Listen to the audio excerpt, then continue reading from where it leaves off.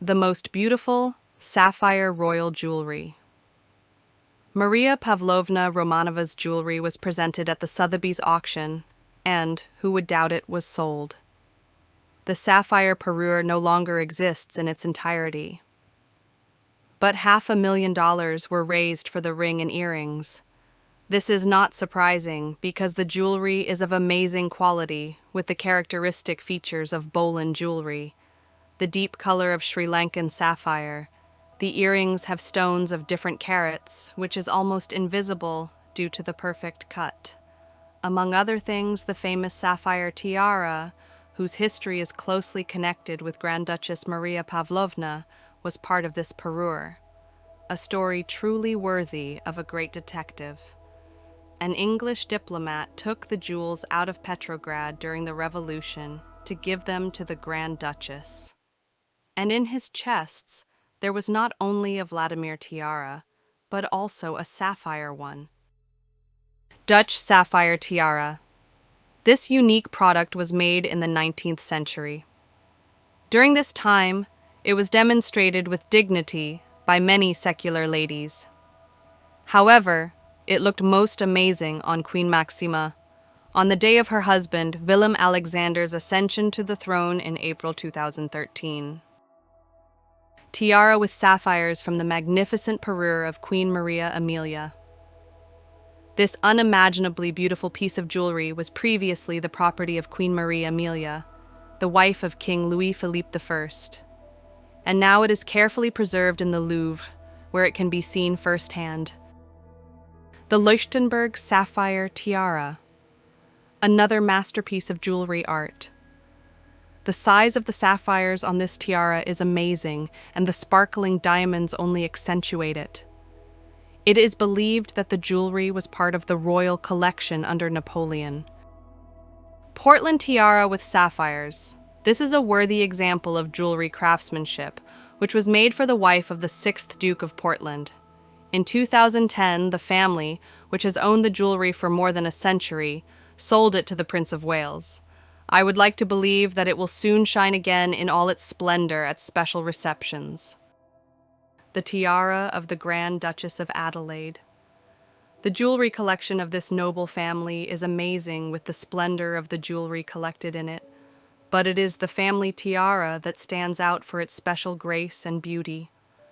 There is only one sapphire in it, surrounded by leaves of diamonds, but how delightfully it shines. A tiara made from a Dutch sapphire necklace. This jewel is made from a necklace that is part of a set given to Queen Wilhelmina in honor of the wedding. Sophisticated and elegant, it looks great as an addition to the outfits of Queen Maxime and Princess Margaret. Tiara with Queen Victoria sapphires. This exquisite piece of jewelry was commissioned by Prince Albert as a gift to Queen Victoria. After some time, the jewel migrated to the collection of the Lascelles family, where it remains to this day. Maria Feodorovna's sapphire tiara. As for the empresses, almost every empress ordered a tiara with sapphires for herself. Apparently, the first such tiara was a tiara made in Duval's workshop at the end of the 18th century for Maria Feodorovna, wife of Paul I. Maria Feodorovna's sapphire tiara. The previous empress autocrat, Catherine II, practically did not wear tiaras. Catherine, of course, had such jewelry, but they were mostly modest little tiaras that barely protruded above the hairstyle. During the time of Maria Feodorovna, and then Elizabeth Alexievna, the wife of Alexander the Fair, tiaras gradually became very fashionable. This was most likely due to Napoleon's popularity in Europe. Napoleon, as you know, simply adored the empire style. Antique narrow dresses with high waists imitating antique chiton and Roman tiara wreaths have become fashionable. In any case, it was during the time of Maria Feodorovna and Elizabeth Alexievna that the most expensive and beautiful tiaras from the Romanov collection were created. The magnificent sapphire tiara of Princess Thyra is more than just a jewel. It's a story of love, loss, and royal splendor. Princess Thyra of Denmark was born on March 14, 1880, in Copenhagen, the sixth child of King Frederick VIII and Queen Lovisa of Sweden. She was named after her aunt, Crown Princess Thyra of Hanover. On her 18th birthday, the age when young princesses traditionally debut in society, Thyra received a gift worthy of legend, a sapphire tiara. Its radiant blue gems and graceful design made her first public appearance nothing short of dazzling. Yet behind the sparkle lay a quiet, almost reclusive life. Thyra was constantly at her parents' side, never married and had no children. Highly educated, she spoke several languages and could charm any conversation with her wit and elegance. At 21, her heart chose a man far from royal circles, Niels C. Ilsu, the surgeon to her grandfather, King Christian IX. The romance scandalized the royal family. The young doctor was exiled to Western Jutland, where he spent the rest of his life as a provincial physician. It is said he kept a photograph of Thyra by his bedside until his death. Thyra, in turn, never loved another. The tiara itself is a masterpiece of late 19th century craftsmanship. 5 diamond-shaped segments of white and rose gold, set with sapphires and diamonds, with an option to swap the sapphires for smooth turquoise cabochons. Experts believe it was made by the prestigious E. Wolf and Company, and its design closely resembles King Edward VII's ruby tiara, save for the color of the stones. In her will, Thyra passed the jewel to her niece, Princess Caroline Mathilde, who wore it at official events before bequeathing it to her daughter, Princess Elizabeth. Although Elizabeth was formally in line for the Danish throne, she appeared at state occasions exclusively in the sapphire tiara. After her death, the tiara was auctioned by Brun Rasmussen in Copenhagen, valued between 600,000 and 800,000 Danish kroner. The buyer's identity remains a closely guarded secret. The sapphire tiara of Infanta Pilar, a crown of stories and starlight. The sapphire tiara of Infanta Pilar is far more than a piece of jewelry. It is a shimmering thread woven through generations of royal history. On January 8th, 5 years passed since the world said farewell to Infanta Pilar, Duchess of Badajoz, elder sister of King Juan Carlos III, and beloved aunt of Spain's current monarch, King Felipe VI. Known for her warm character and vibrant spirit, she was also a guardian of an extraordinary jewelry collection. Among her treasures, one stood out above all, the legendary sapphire tiara, a true masterpiece of the jeweler's art. The tiara's design is mesmerizing. 7 graduated tiers taper gracefully from the center outward, each crowned with a luminous round sapphire. Between them, drape delicate diamond garlands, dotted with smaller sapphires like drops of midnight sky. The setting flows in gentle curves, recalling the soft petals of a flower.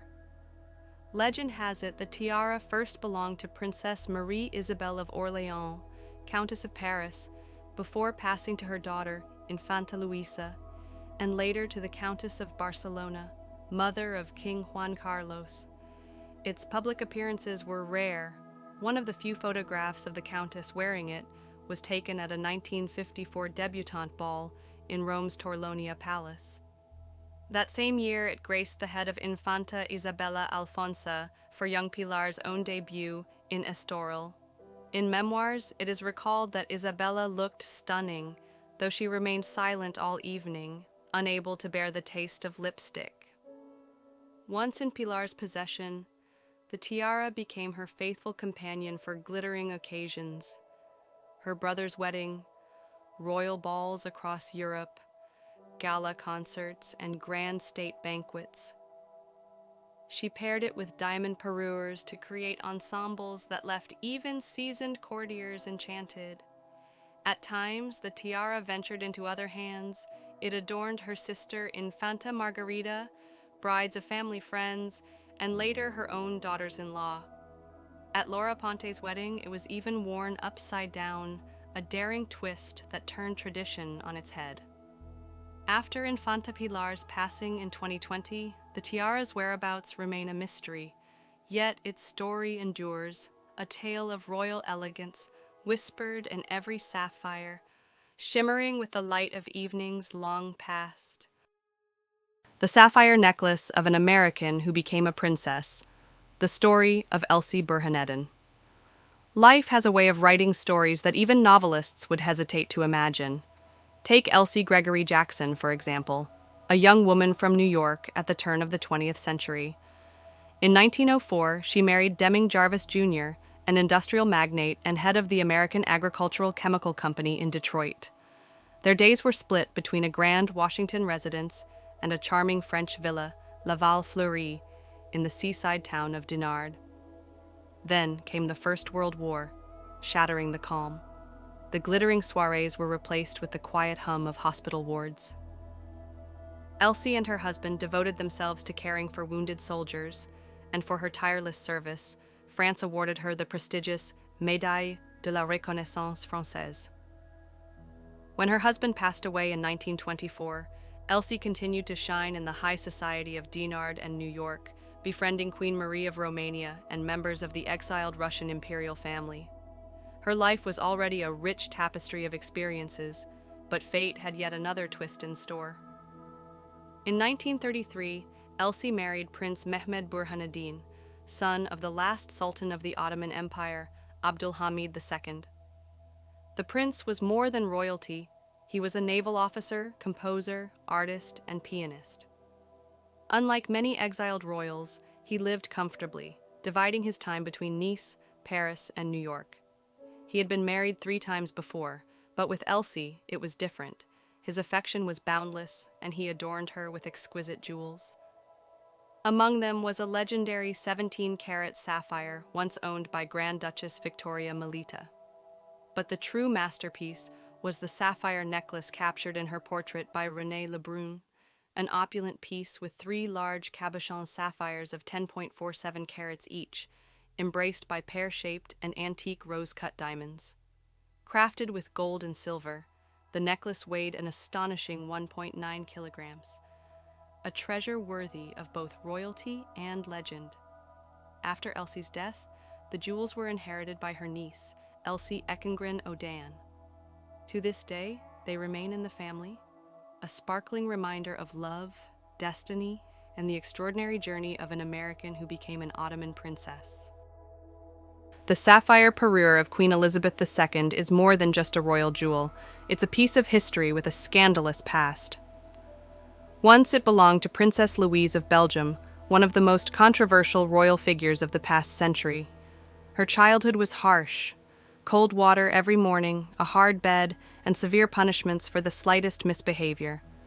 No one could have guessed that this timid young girl would grow into a woman compared to Lucrezia Borgia and Cleopatra. At 17, Louise was married off to her cousin, Prince Philip of Saxe-Coburg and Gotha.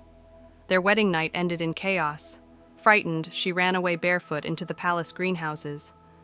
But before long, the shy bride discovered the thrill of high society and began living a life so scandalous that even the Habsburg court was shocked. Louise adored jewelry to excess. Once she appeared at the theater so covered in diamonds and sapphires that a politician whispered, "Eve after the fall." Eventually, she fell in love with a younger officer, Count Matachich, and sold off family heirlooms to fund their extravagant lifestyle. This rebellion led to her being confined in a mental institution until her lover staged a daring escape. One of her most magnificent pieces, a sapphire and diamond necklace, eventually found its way to the British Royal Collection.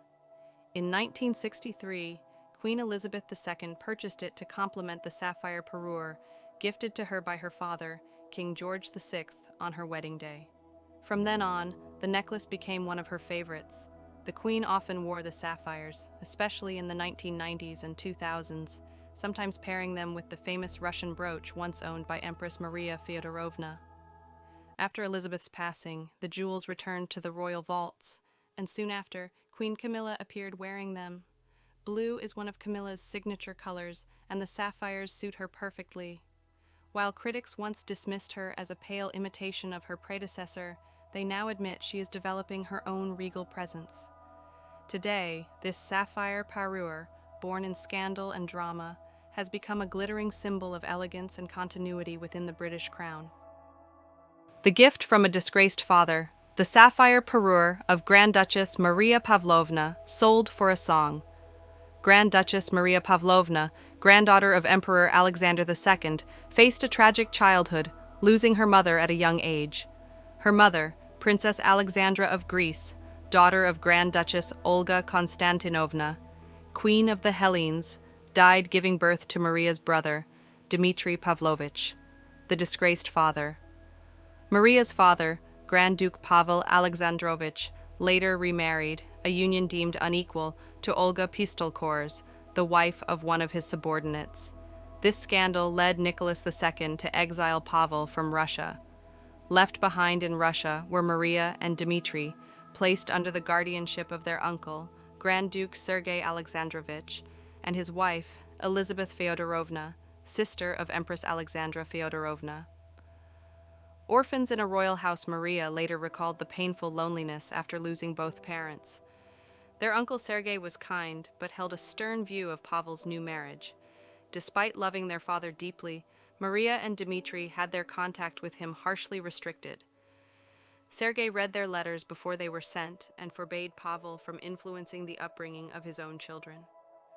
Sergei believed that since he had assumed guardianship, he bore full responsibility for their education and future. The cold Aunt Elizabeth Feodorovna, bound by a vow of chastity made in childhood after a family tragedy, had no children of her own. When Maria and Dmitry came to live with her, she initially treated them with cool detachment, perhaps out of jealousy. Over time, however, Elizabeth's attitude softened, especially after Maria survived a severe case of diphtheria, during which Elizabeth cared for her personally. Wealth and splendor amidst turmoil. Though orphaned, Maria and Dmitry enjoyed a life of comfort in their uncle's household, rich with magnificent jewelry and noble elegance. Elizabeth Feodorovna's collection was so vast it filled an entire room, and Maria fondly remembered the joy of being sent to select jewels for balls. But tragedy struck. Sergei Alexandrovich, Moscow's governor, was blamed for the catastrophic Kodinka tragedy during Nicholas II's coronation, a disaster that earned Nicholas the nickname Bloody, and Sergei the grim title, the Kodinka Grand Duke. In 1905, Sergei was assassinated by terrorists amidst rising revolutionary unrest. Elizabeth, deeply affected, withdrew from public life and founded the Martha and Mary Convent, selling off much of the family's treasures. A wedding gift from a father. In 1908, Maria married Prince Wilhelm of Sweden. Despite his exile and loss of income, Pavel Alexandrovich managed to give Maria a stunning sapphire parure crafted by Cartier, including a tiara, necklace, and corsage ornament. The parure featured deep, rich blue sapphires, reminiscent of the imperial sapphire tiara given to Empress Alexandra Feodorovna. Though Maria was not allowed to wear the parure on her wedding day, due to Romanov tradition, she wore it often afterward in Sweden, where the royal court was less lavish. A marriage of convenience. Maria's marriage, however, was far from a fairy tale. Though lavishly celebrated, her union with Prince Wilhelm was strained from the start. A progressive young woman, Maria believed in marrying for love, not duty, a belief not shared by her family. She later described her husband as a stranger, someone with whom she felt no real connection. Their life together was marked more by formality than affection,